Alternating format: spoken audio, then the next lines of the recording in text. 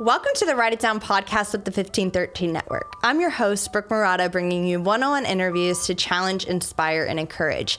Up next is Kim Stone, the president of the Haley Sue Foundation.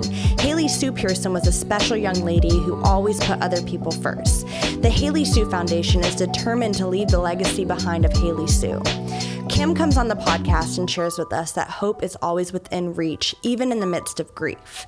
You know what to do. Sit back, relax, and get your pens ready because this is Write It Down. Welcome back to the Write It Down podcast with the 1513 Network. I'm your host, Brooke Murata, on the mic with president of the Haley Sue Foundation, Kim Stone. Kim, thank you so much for joining Write It Down. Thank you for having me. I'm excited to talk with you. I'm so excited. So for the audience watching and listening, Kim is one of my Nashville friends. Everybody makes fun of me for how much I love it, but that's okay. So I met Kim at the Haley Sue Foundation Legacy Ball back in February. And Kim, let's just put it this way, was my angel. And we just connected really well. And so I'm just super excited to have you on the podcast to share a little bit about the Haley Sue Foundation and the background of Haley Sue and the legacy that she left behind and the impact she left on your life and others. So why don't you go ahead and share with the audience your tie within the Haley Sue Foundation and with the family? Sure. So Haley Sue Pearson is her full name, and Haley Sue was my neighbor actually in Franklin. She was originally from Kentucky and moved to Franklin, Tennessee in 2003. But tragically, in 2020, December of 2020, she was running to the aid of a friend who was in another accident on the interstate and was tragically hit by a car and killed. And she was only 25 years old. So my connection is just knowing the family since they've moved to Tennessee since 2003. But her mom, Pam Pearson, and I are very close. So that's my connection with the Pearson family. After that happened, Haley was an extraordinary young lady. I mean, she just did some pretty amazing things. And we all knew that. All of the friends of the family knew that. The family knew that as well. But after she passed, more and more we would hear testimonies of folks just telling us of these amazing things that she did, and no one knew about them. I mean, they were surprised to all of us. It wasn't surprising she did it, but she just, wasn't anything she, broadcasted. And so because she did so much in such a short period of time, the family wanted to, live her legacy out and continue to live the way that Haley did. And so we started this foundation. We're not even a year old yet, believe it or not. A lot of people, they don't even believe it, how much we've accomplished. And it'll be a year, May the 15th will be our 1 year anniversary. I know, it's hard to believe, I know. But we, the Pearson family, of course, gathered together some pretty amazing folks that made up our board. And we came up with the vision and our mission to, kind of launch this. And basically that was to impact the world by living like Haley Sue, to be a light to others like Haley Sue.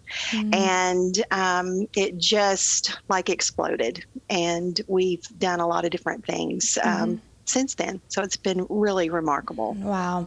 And I got to go to that legacy ball and hear about Haley Sue's life and the impact that she left and the smile that she had, and just hearing those stories. And she was magnetic, and she really was the hands and feet of Jesus. And, she sure was. And the fact that she didn't ask for any praise or any accolades, but, she came to serve and not be served, right? And that is just something that stuck with me and impacted my life, and just having a little glimpse of what the Haley Sue Foundation was about and who Haley Sue was and still is to so many people. What are some of the things that you guys have your hands in with the Haley Sue Foundation? Well, the biggest thing was Haley was very passionate about women and empowering women, and so we try to find other connections within the community to partner with. Again, we want to be the hands and feet of Haley, since she's here in spirit, but she's not here physically. So we are constantly looking for opportunities to just serve and to be there for people. One of the biggest outlets that we look at are just other families that have lost tragically a young, daughter or son. The mother, Pam Pearson, has written a book right after just the whole experience, and it's what to not say when someone is grieving. Wow. And so she had never been in this, of course, predicament where she was just faced with this unbelievable amount of grief. And she just noticed that a lot of people were awkward, and they didn't really know what to say. So her brother is an author, and they got together and they just thought, why don't we just tell people? No one really knows what to say and what not to say. So she wrote a book, and we give that book out. It's for sale, of course, but we give that book out to a lot of folks that are grieving, just to understand the process of it. So we try to reach out to other families that are kind of going through the same thing that the Pearsons have gone through. But one of the biggest things that we've been able to accomplish in just this short period of time is that we've already given away 3 scholarships for high school students. So last year we gave out our first scholarship, and then we gave out, it was to Centennial High School, a student there that resembled and did a lot of the things that Haley did. It was a writing prompt, an essay, and then we did that again this year. But we just gave out a scholarship last Friday, and I'm very, very proud that we did this, and it was for a sibling. It was a sibling scholarship for a high school student here in Williamson County that, lost a sibling during their high school. You think about it. I mean, how horrendous that. High school's tough as it is, with no tragedy in your life. Right. But imagine, a teenager going through that and then trying to still live their teenage life and do your teenage things, but yet you've got this huge impact in your family that's just changed. So we did the same thing. We had a writing prompt and, an application process. And so, we have a scholarship committee, and we read the essays, and we picked a young man that had lost his brother a couple of years ago. Wow. And we awarded him a scholarship on Friday, and he was completely shocked. So doing that, that's our vision. We want to do little things like that to make a difference in somebody's life. And just those little things will compound. And then, right now we're touching the community, but we want to continue to grow and let this process be regionally. And then, absolutely. Who knows? The world is our big dream. Yeah, absolutely. Yeah. Well, I mean, that story alone is just super impactful, and I don't know what that's like, and I can only imagine, going through high school and then losing a sibling, and that tragedy and the wake that it leaves behind. Like you said, high school is already hard, so the fact that you guys took a weight off their shoulder, for the next chapter of their life, and things that you still have to move forward in and navigate real life, while you're grieving. Speaking of moving forward in real life during grief, the family loses this precious soul, Haley Sue, and they decide to kind of hit the ground running with this foundation. So what was that like, watching them grieve, but also be so selfless and just think, okay, how can we turn the loss into a ministry to help others? So what was that like, processing and just being a friend during that chapter? Well, as you and I know, as we've talked, I'm a faith-filled believer. I love the Lord with all my heart. And for me, standing beside them and standing with them, just being an intercessor was my personal pledge to this family. And it's something I do daily for them. I mean, it's not just Pam, the mother, Stacy, the father, but Hadley, the little sister, and Hayden, the brother that just absolutely adored his big sister. I mean, she was kind of the caretaker for the two siblings. But I want to be there for them. And I've seen how they're broken, but yet they rely on us, their friends, and just to be able to have somebody to talk to, have somebody to cry with. That's what we want to be for them. And that was really Pam's biggest message in her book, is just, you don't have to say anything, just be there. That's what has helped them try to get through this.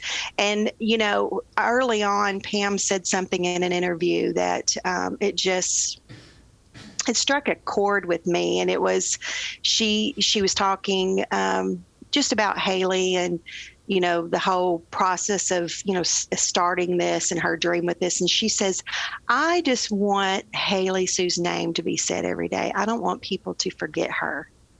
And I thought, yeah, you're right. Yeah. They don't need to forget her. No. And it's just like, the coverage, the media got, had a little some coverage with the scholarship on Friday. And just with them talking about it and, saying her name over, I was like counting all the times they were saying her name. And I was just like, yes, yes. So the more we get her name out there and the more we're able to explain to other people about who this amazing young lady was, that hopefully it'll kind of trigger something in people to go, you know what, I want to be better. Right. I want to do more. I'm 56 years old this year. I want to be like Haley. She was only 25. I mean, she inspires me. And just knowing, reading, seeing how she impacted the world in just 25 years. Yeah. And it makes me go, I just kind of think about everything like, I can do more. I can, when I look at my day and my schedule, it just kind of resets my focus. Like, I don't want to waste any time. I've wasted a lot of time. And so it has challenged me to make every day count. Yeah. Every day is it's a gift. It's a gift. Yeah. And it's like, and just like that, your life can change. Mm-hmm. Yeah. That's the biggest thing. It can change in just a matter of a second. I mean, this is somebody that was helping somebody. Yeah. So, yeah. And if that's not a depiction of Jesus, dying to save somebody else, I don't know what is. Right. But something her dad had said at the ball that really stood out to me, just in my own life was, he said, I didn't know, that day that I saw her was going to be the last day. And I just remember just like sobbing. It makes me tear up now just thinking about it. Like, you don't know. And that's not to be bound by fear, but that is to just realize that every day is a gift. Every person in your life is a gift, even if they bother the fire out of you. Like, they're still a gift to you, and you don't know when the last time you're going to be able to do something with somebody is. And so again, that's not to trigger any sort of fear in people, but to motivate people to be present and to not worry, because you're not promised tomorrow. And, I had somebody, a guest, I asked, how was your Mother's Day? And they were like, it was hard. This was my first Mother's Day without my son. And I was just like, I didn't even think that when I asked, right? For Mother's Day, not that that was a bad thing to ask, but it was just like immediately the mood shifted of like, oh my goodness, like you were celebrating Mother's Day in the wake of grief. I was celebrating Mother's Day in a different posture. And so again, this is Haley Sue Foundation brings a lot of perspective in a lot of facets of life.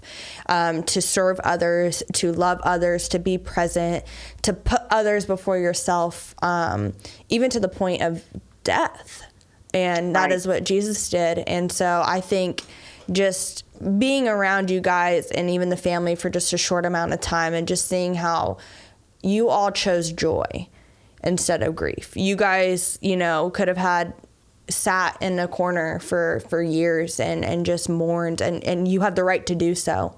But you guys decided to move forward and to create more of a snowball effect of Haley Sue's legacy. And I'm so blown away and honored that I even get to know you and that I got to be there in just such a unique fashion. And the fact that you're coming up on 1 year, again, it's just an honor to have you on this podcast and chat with you about this. We're going to take a quick break to discuss Write It Down's brand new website. You can head over to widpod.com, widpod.com, and see all the goods. You'll notice a banner at the top of the page that says Learn More. If you click that link, it'll show you how you can support Write It Down. P.S. My favorite part about the website is the Wid Wall, which is a collection of all the Write It Downs from the show. This podcast is made possible by the 1513 Network, so show the network some love and support by listening to their other shows. If not, just stick with Write It Down, because I'm the coolest, the realest, the illest. Now, back to the show. There's so much tragedy centered around this story, but there's also a lot of hope surrounded in this story. So how would you encourage the audience listening to this how to find hope in the midst of tragedy? Well, number one, I think the biggest thing is knowing who your tribe is. Yeah. I've watched Pam personally go down this journey, and Stacy, but Pam, just because she and I are close, have been close friends for a long time, and how she knows who to call. Yeah. She knows who her tribe is. She knows who her friend group is. You know what I'm saying? Right. I feel like that everybody, right now, you should stop and think, who's going to be with me? Who do I call at 2:00 in the morning when I've gotten bad news? Who is the person that I would reach out to when I am, I need something? Who do I call? Who do I know is going to be there? And that, to me, knowing who that group is, or that person, it may be more, it may be one, it may be more than one. But I just truly believe if you've got that group, that tribe of people that that you can trust, that you can lean on, that is huge, because there's a ton of people that don't even have that. Yeah. And, when they're going down this road and they don't have that to have, watch over them and help them and carry them when they can't even walk, that's huge. That's having a group of people that's just like Jesus in the flesh, right? But, anytime, I know with me personally, going through this, I've had several people that I've lost just in the past, since really 2020. And, without my personal relationship with the Lord and being very involved in my church and having a group of people of intercessors that I can reach out to, that's huge. But, making sure that just who you can go to, who you can run to, who you can talk to. There's just so many people that feel hopeless, but going back and there's somebody out there that loves you, and there's somebody out there that'll help you. And just finding out who that group is, I think, a huge asset to everybody. Yeah, I couldn't agree more. I've experienced that on both sides, needing people, and also being on the other side of somebody needing me. And it's a beautiful thing, because no season lasts forever. And so it's really important to know who those people are that can journey through each season with you, who can, be there to hold you when you're crying, but also be there to celebrate the highs of life, the joys of life. And it seems as though the Haley Sue Foundation has such a unique and tight-knit family of different friends and actual family members of Haley Sue, and you guys are all coming together, and I'm sure it makes the grieving process lighter. It feels like the burden's not all on you or on them or whoever it is. And so I couldn't agree more with needing those people in your life, of being able to, it helps defend against the lie that you're alone and worthless. And absolutely. Yeah. Absolutely. And I feel like too that, with things that we're doing, it's helping the process, it's helping the grieving process be less of a sting. I don't know if that's the right word to use, but it's like, when you know that you're doing good in somebody's life and you're doing it because of someone that you're missing so badly, your heart is broken for this person, but you want it's like, we all talk about how like we sense that she's with us and she's watching over us, and we have kind of this little funny thing that we say, because she was an amazing, she was very creative, and she was just great about pretty much anything that she did, but she did events and things she worked where she worked, and she just made everything better. Yeah. And so we say, at the foundation, well, we're going to Haley-fy this, or like, at the end, we'll walk away, whatever that it is, whether it's our golf tournament, whether it's, something that we're doing, within the community, or if it's, even the legacy ball, we kind of stand back and we go, how can we Haley-fy this? And it's just another way. We're not afraid to say her name. We're not afraid to talk about her, because we have such great, wonderful men. It's made us who we are. Yeah. And we're better because of the fact that we're trying to tell other people about this wonderful person that, is not here, but we want to show them how she loved and how she cared and how she lived. Yeah. And so, we just kind of always say that, and it's kind of fun, and we're going to Haley-fy this and make this a little special. Yeah, spunk it up a bit.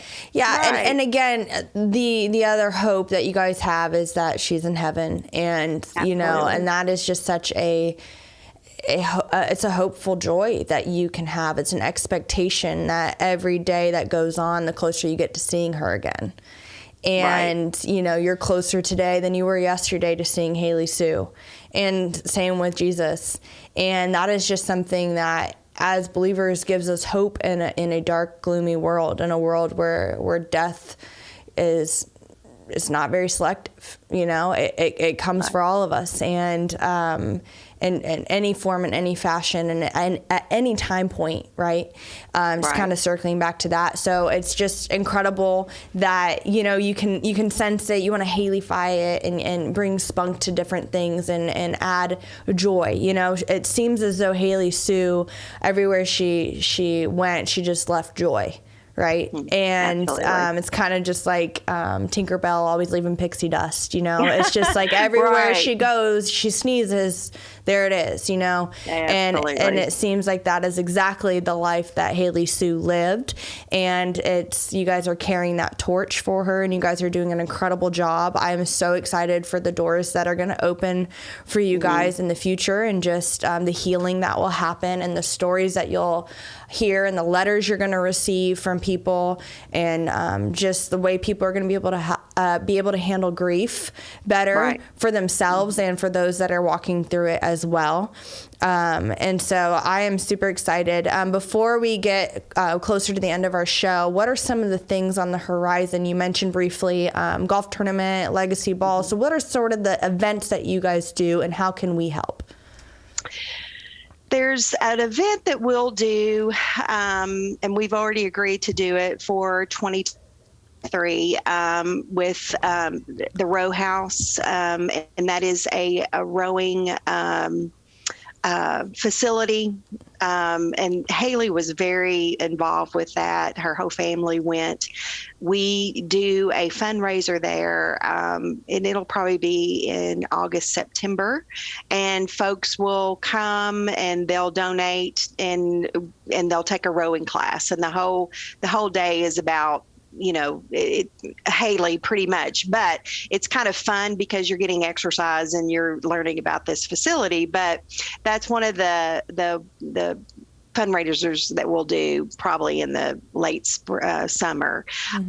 We will have another golf tournament, a golf scramble that we had last year was a huge success. Okay. And that's, we haven't set a date for that, but it'll probably be in October. And then, of course, the Legacy Ball will be the first of next year. And we're not sure on the date, but it's probably going to be in February, probably towards the end of February again. So last year we decided to call it the Haley Sue Legacy Ball. And then we'll have a theme. And last year our theme was heels and bow ties. Haley loved to have fun. She loved to get dressed up and just to have a good time, enjoyed her life to the fullest. And so last year with the ball, as you know, we had boxes with her actual heels, high heels in it that were displayed throughout the venue. And then everybody got dressed up. It was just so fun to do that because we hadn't done that in a while. So I'm not sure if we'll have the same theme. I don't know. Everybody loved getting dressed up and doing that. We thought about doing different types of things and just kind of changing it up a bit. But we'll definitely be doing that again. But those are the three things we have on the schedule. Now, one event that we'll do that's kind of near and dear to all of our hearts is Haley was born and raised in Scottsville, Kentucky. And her father, Stacy, his whole family, there's a lot of them that still lives in Scottsville, Kentucky.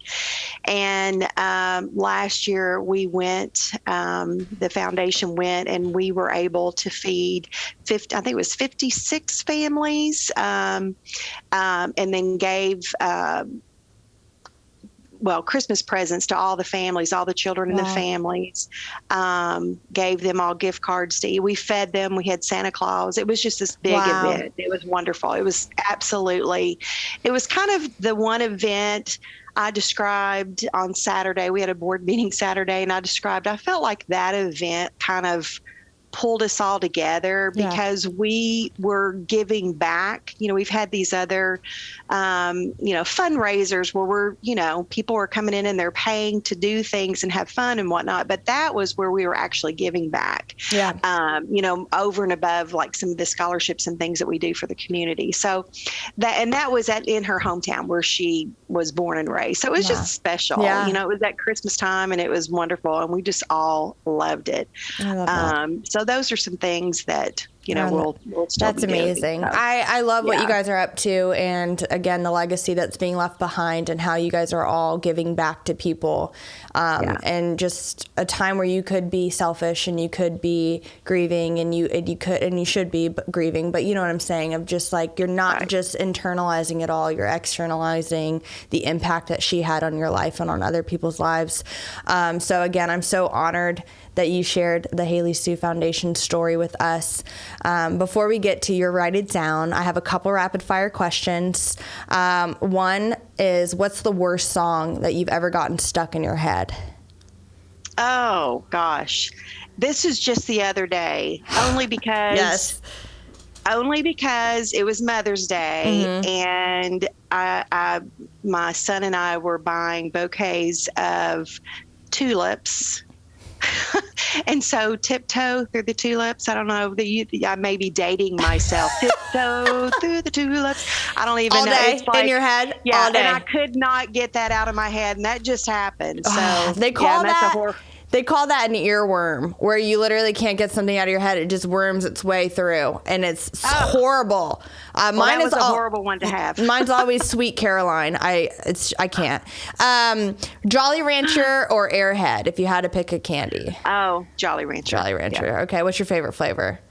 Do you have a favorite? Green apple. Green apple. Okay. I know. Tart. I like tart. You like the tart. Okay, this is a question I'm curious. I feel like with all my guests, but you get to have the question. Deodorant on before or after you have your shirt on? Deodorant on before. Well, before. Really? Of course, before. See, yeah. I feel like I always get it on my shirt when I have it on before. So sometimes I like switch it up to, kind of, you know what I'm saying? No, I crank that stuff up as soon as I get out of the shower. I'm like ready to go. I love it. There's two types of people in the world. There really are. It's the same people who, if they floss before they brush, or they brush then floss. There's some weird things going out there. All right, COVID probably showed you this, but maybe you've already had a preference. What brand of toilet paper do you buy? And this is not a paid advertisement. Cottonelle. Me too. I love Cottonelle, and let me tell you why. Because it doesn't like the Charmin. Like little there's like little fuzzies everywhere. Yes. And Cottonelle is like solid. Man, it's like it's solid. It's good to go. I'm with you. I don't care that it's $25 anymore. Like, I don't care. It's the toilet paper I want. I'm not getting the Scott's one ply. Love it. That's so Anyways, funny. Kim, we are at that point in the show where I ask each guest to give the audience something to write down. So, Kim Stone, what is your write it down? I think that I would say I have a couple that are my favorite, but I still have to go back to the one regarding hope. As long as you're among the living, you must have hope. Have a hopeful day. So, again, that's just huge. If you're breathing, you've got hope. Amen. There's always hope for you. I love it. Kim Stone, thank you so much for joining us on the podcast today. Thank you for having me. Thank you for listening to the Write It Down podcast. This podcast is a part of the 1513 network. You can catch a variety of shows on their website, 1513.com. If you enjoy listening to Write It Down, please subscribe, share with your friends, and if there's any ink left in your pen, write a review. For more content, follow the fun on Instagram by following at WIDPOD. That spells WIDPod. Super cool. Stands for Write It Down Podcast, but it's abbreviated to WIDPod. Anyways, thanks for listening, and we will catch you later.